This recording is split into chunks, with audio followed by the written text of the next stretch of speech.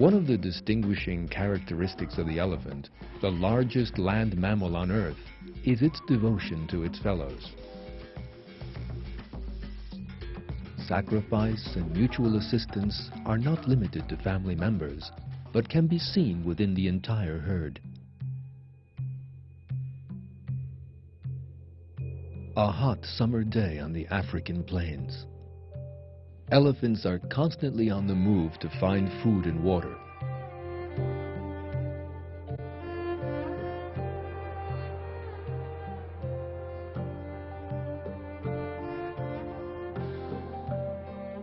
This nearly dry lake is the only source of water around. Many other animals, from wild oxen to buffalo, share this water with them.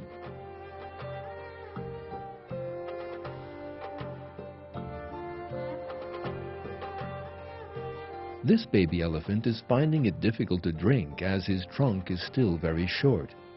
He has to bend down a long way to reach the water. One of the adult elephants bumps into it by accident, knocking it into the water.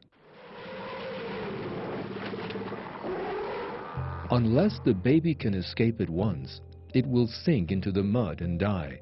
There is no time to lose.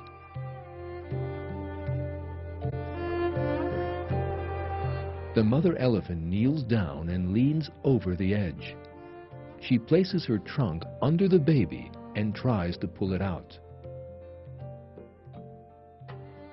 The other elephants reach the scene and join her, and they all try to pull the baby out. And a patient rescue operation begins. The sides are very steep. Some elephants, therefore, try to make a ramp to reach the baby by digging away at the edge. Others chase the buffaloes away from the scene.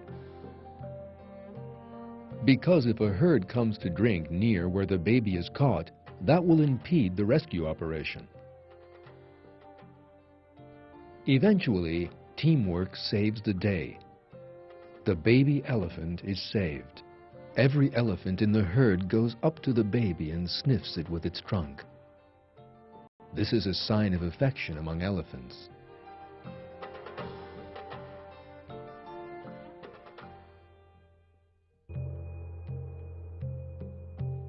The devotion and mutual assistance within the herd has saved the baby's life.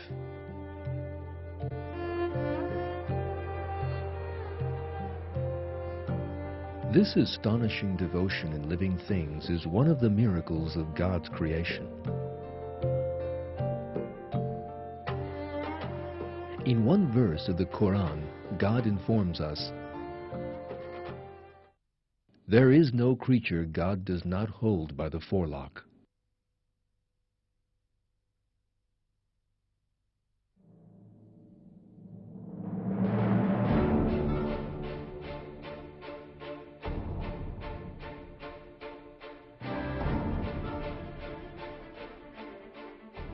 Every one of these large earthen towers is homes to creatures known as termites, which are similar to ants.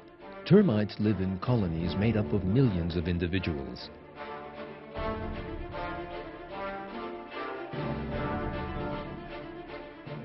They work together so harmoniously that the whole colony functions like a single body, a single creature.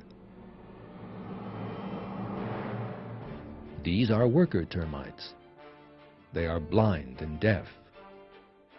As you can see, they mix pieces of earth with a special plaster and widen the walls of their nest.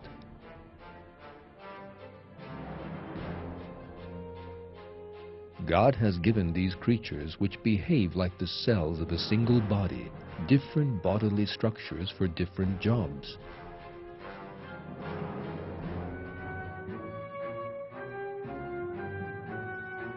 Workers are born with the necessary tools for construction on their bodies.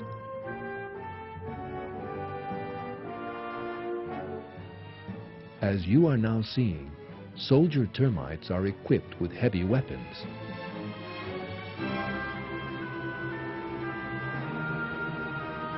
Termites grow fungi in underground storerooms down in the depths of their nests.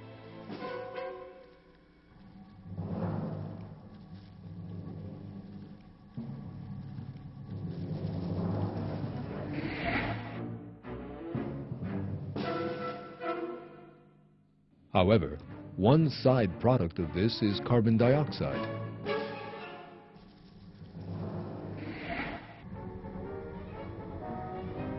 Unless the carbon dioxide can be eliminated from the nest, the termites will suffocate and die. Nothing of the sort happens, however, thanks to this construction technique instilled in them by God.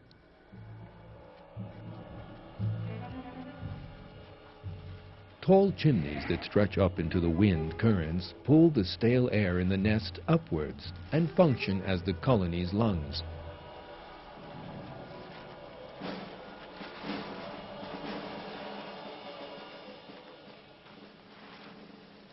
Everything built by termites is a marvel of architecture and engineering.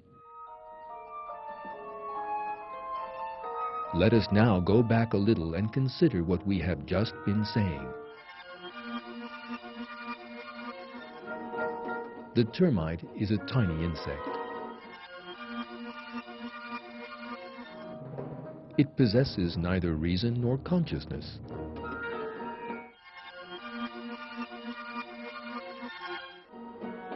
It is also blind and deaf.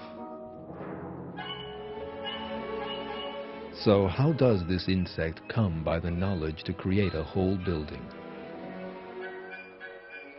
How does it know what its job is from among thousands of other termites?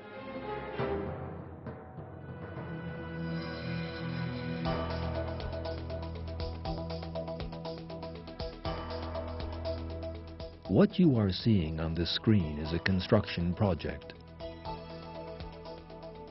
The project contains all the details of all the jobs to be done during the construction work. Who will do what job, how and when are all set out. An architect possessing reason and consciousness has drawn this project up, and an engineer with reason and consciousness has performed the necessary calculations. Master craftsmen, workers and plumbers work according to the blueprint.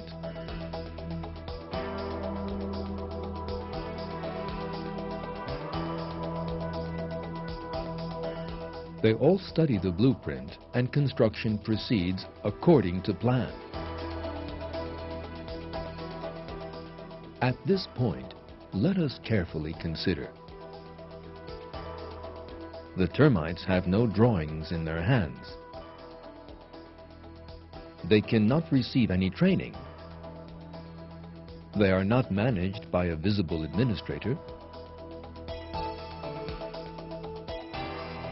How is it then that thousands of termites can produce a building with such an incomparable design, all working together at the same time? Let us for a moment imagine people with no eyes or ears. Let us also imagine that these people had never had any training. Then, let thousands of these people start constructing a building at the same time, with no orders given to them and no descriptions of what they have to do. Furthermore, let us imagine that the building they create contains an incomparable plan and design. Such cooperation can only be accounted for by a will that controls all these people in a miraculous manner. The same thing applies to the termite. The way these deaf and blind insects operate as a single entity and eventually create flawless buildings demonstrates one clear truth. Termites are created by God, and it is He who inspires in them the tasks they perform. God reveals in one verse of the Quran that all praise belongs to God, the Lord of the heavens and the Lord of the earth, Lord of all the worlds. All greatness belongs to Him in the heavens and earth. He is the Almighty, the All-Wise.